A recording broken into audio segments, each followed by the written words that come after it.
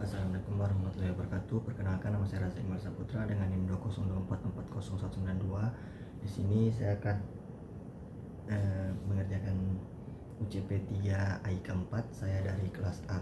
Di sini saya akan menjawab 4 pertanyaan dari 8 pertanyaan ini saya akan menjawab 4, dan di situ saya mengambil nomor 2, 3, 4 dan 5. Dan soal nomor 2 berbunyi, salah satu rambu dalam perkembangan ipteks dalam Islam adalah tidak bertentangan dengan Al-Quran dan hadis. Berikan contoh nyata dari kehidupan modern saat ini, misalnya di bidang teknologi informatika yang sesuai dan tidak sesuai dengan prinsip tersebut. Jelaskan alasannya.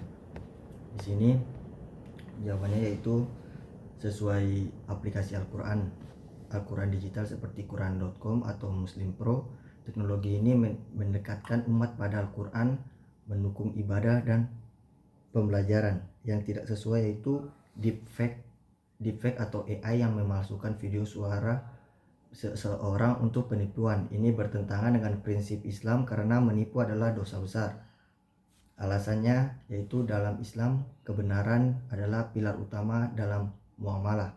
Segala bentuk penipuan dan kebohongan bertentangan dengan nilai Al-Quran dan hadis.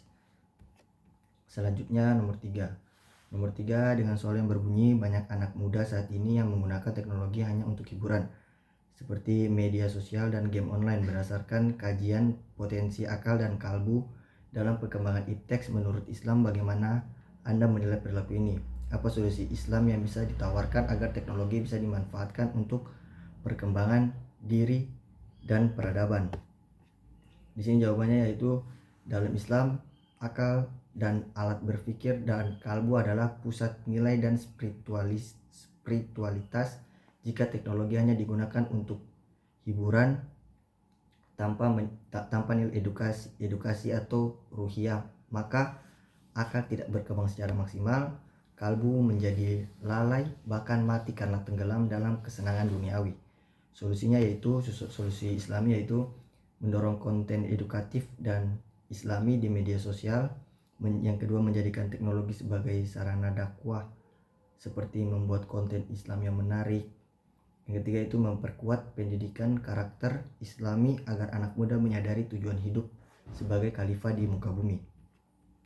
Yang selanjutnya yaitu nomor 4, yang soalnya berbunyi, sebagian masyarakat masih percaya bahwa sains dan agama adalah dua hal yang bertentangan. Analisislah bagaimana Al-Quran justru mendorong perkembangan ilmu, pengetahuan, dan teknologi. Gunakan satu ayat Al-Quran saja dan satu contoh ilmiah sebagai pendukung. Di sini jawabannya yaitu Al-Quran. Ayatnya yaitu, bacalah dengan menyebutkan nama Allah, nama Tuhanmu yang menciptakan, di Quran surat Al-Alaq ayat 1. Analisisnya yaitu kata Iqra adalah perintah pertama dari Allah yang menekankan pentingnya membaca, belajar, dan memahami ciptaannya. Ini adalah dasar perkembangan ilmu. Contoh ilmiahnya yaitu penelitian di bidang biologi molekuler yang mengamati bagaimana Allah menciptakan manusia dari segumpal darah atau alaq sesuai dengan proses embrio dalam ilmu modern. Selanjutnya yaitu nomor 5. Ini yang soal yang keempat. Yang nomor 5 berbunyi, banyak ayat dalam Al-Quran yang mengajak manusia untuk berpikir dalam mengamati alam, dan pilih salah satu ayat Al-Quran yang berkaitan dengan fenomena alam, lalu jelaskan bagaimana ayat tersebut bisa dijadikan inspirasi dalam perkembangan sains dan teknologi. Di sini ayatnya yang berartikan, dan Dia menurunkan air dari langit, lalu kami tumbuhkan dengan air itu segala macam tumbuh-tumbuhan. Quran surat Al-An'am ayat 99. Inspirasinya, ayat ini menjadi dasar perkembangan ilmu agronomi, irigasi, dan teknologi pertanian kita. Kita belajar bahwa air adalah sumber kehidupan, dan teknologi bisa diciptakan untuk mengatur air secara efisien seperti irigasi tetap, hidroponik, dan rekayasa genetik tanaman. Di sini saya akan menambahkan satu lagi soal nomor 1, yaitu di era kecerdasan buatan AI yang terus berkembang, banyak teknologi dikembangkan tanpa pertimbangkan nilai-nilai agama berdasarkan paradigma Islam dalam pengembangan iptek. Analisislah bagaimana umat Islam seharusnya menyikapi perkembangan teknologi seperti AI agar tidak bertentangan dengan akidah dan syariah Islam. Itu soalnya, dan jawabannya yaitu dalam Islam pengembangan iptek harus berlandaskan pada tauhid dan nilai-nilai akhlak. AI adalah alat bukan tujuan.